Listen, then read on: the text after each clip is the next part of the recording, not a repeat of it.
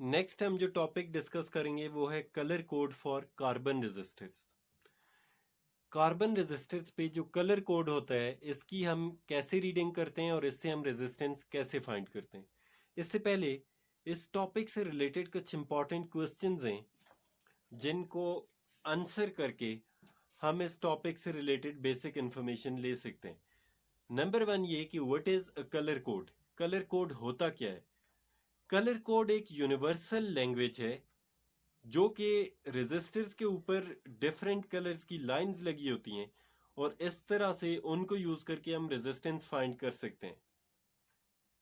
Y are resistors called carbon resistors? Resistors को carbon resistors क्यों कहते हैं? वो इसलिए क्योंकि रेजिस्टर्स को बनाने में, इनकी फैब्रिकेशन में सबसे ज़्यादा कार्बन यूज़ होता है, तो इसलिए ऐसे रेजिस्टर्स जिनमें कार्बन यूज़ होता है इन्हें कार्बन रेजिस्टर्स या फिर फिक्स्ड रेजिस्टर्स भी कहते हैं। Why is colour code used?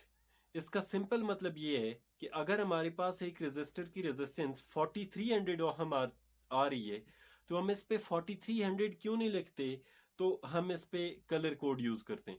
इसका सिंपल आंसर ये है क्योंकि रेजिस्टर्स डिफरेंट कंट्रीज में बनते हैं तो ये कलर कोड एक यूनिवर्सल लैंग्वेज है। आमतौर पे ज़्यादातर ये रेजिस्टर्स बनते हैं चाइना में, तो वहाँ पे जो चाइनीज़ लैंग्वेज है उसमें डिजिट्स अगर लिखे हों तो ये मुश्किल है हर जगह पे हर जगह के लोगों को उनमें रीड करना, या फिर इंग्लिश डिजिट्स ही लिखे हों। ये जो डिजिट्स हैं हमारे पास, तो अगर इस फॉर्म में भी डिजिट्स लिखे हों इवन देन सब लोग हर जगह के, हर मुल्क के, पूरी दुनिया में इसको रीड नहीं कर सकते। इसलिए कलर कोड एक ऐसी यूनिवर्सल लैंग्वेज है जिसमें हर स्पेसिफिक कलर को एक स्पेसिफिक वैल्यू दे देते हैं हम।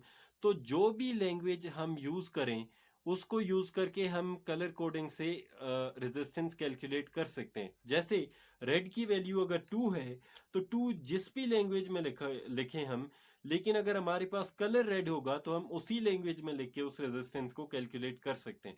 एक रेजिस्टर आमतौर पे इस शेप का होता है हमारे पास, एक ब्लॉक की फॉर्म में, सिलेंडर की फॉर्म में, और उसमें 2 वायर्स।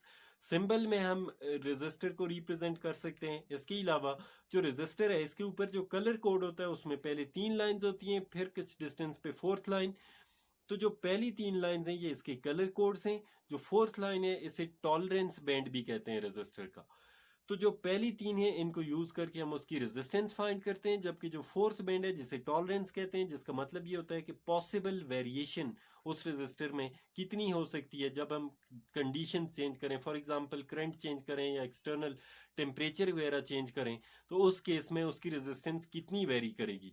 तो जो पहली 3 लाइंस हैं ये हमारे पास उसके लिए स्पेसिफिक रेजिस्टेंस, उसकी स्पेसिफिक जो फिक्स्ड रेजिस्टेंस है वो फाइंड करने के लिए यूज करते हैं, और टॉलरेंस जो 4th बैंड है उसको उस रेजिस्टर की रेजिस्टेंस की वेरिएशन फाइंड करने के लिए यूज करते हैं। जो 4th बैंड है ये 2 कलर्स का हो सकता है, गोल्ड या सिल्वर। कुछ रेजिस्टर ऐसे होते हैं जिनमें 4th बैंड नहीं भी होता, तो अगर गोल्ड है 4th बैंड, तो फिर हमारे पास जो रेजिस्टर है उसकी रेजिस्टेंस में 5% वेरिएशन हो सकती है।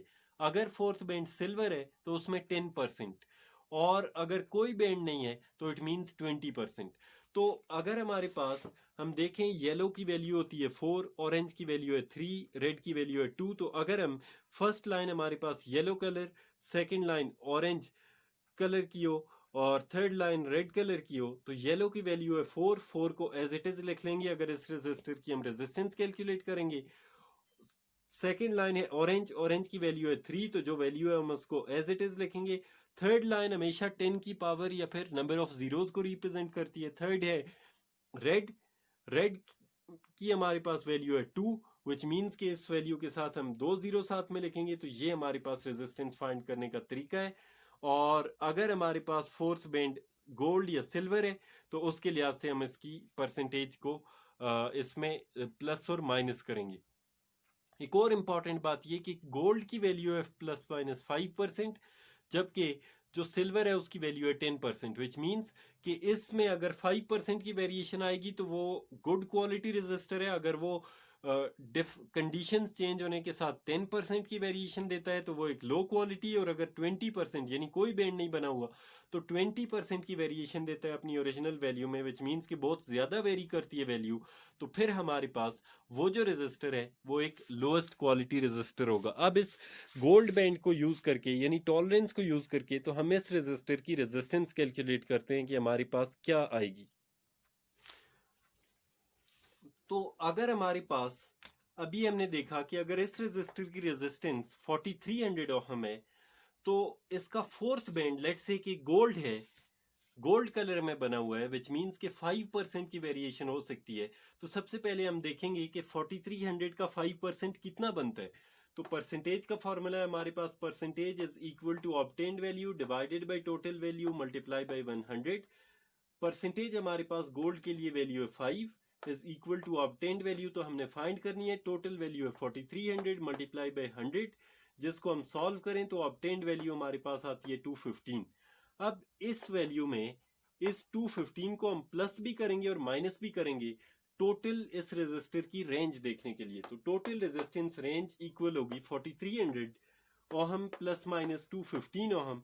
तो इस वैल्यू में से जब इसको माइनस करते हैं तो ये वैल्यू हमारे पास आती है 4085 ओहम, ये वैल्यू है 4085 ओहम, और जब इसको इसमें ऐड करेंगे तो हमारे पास वैल्यू आती है 4515 ओहम, विच मीन्स कि जब हमारे पास कंडीशंस एक्सटर्नल चेंज हों तो इसकी रेजिस्टेंस 4300 से वेरी करेगी, और अगर कम से कम भी हो जाएगी तो वो 4085 ओहम रहेगी, इससे कम नहीं होगी, और मैक्सिमम वैल्यू जिस पे ये जाएगी 4515 ओहम, ये इसकी मैक्सिमम वैल्यू होगी। और ये इसकी रेंज है कि इन दोनों वैल्यूज़ के दरमियान इसकी कोई भी वैल्यू पॉसिबल है।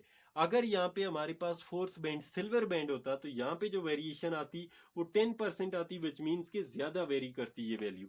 तो जितना कम वेरी करेगी किसी रेजिस्टर की रेजिस्टेंस, इतना ही वो एक गुड क्वालिटी रेजिस्टर होगा। और ऐसे ही ये हमारे पास एक मेथड है किसी भी रेजिस्टर की रेजिस्टेंस कैलकुलेट करने का, जबकि वो हो एक कार्बन रेजिस्टर या फिर फिक्स्ड रेजिस्टर।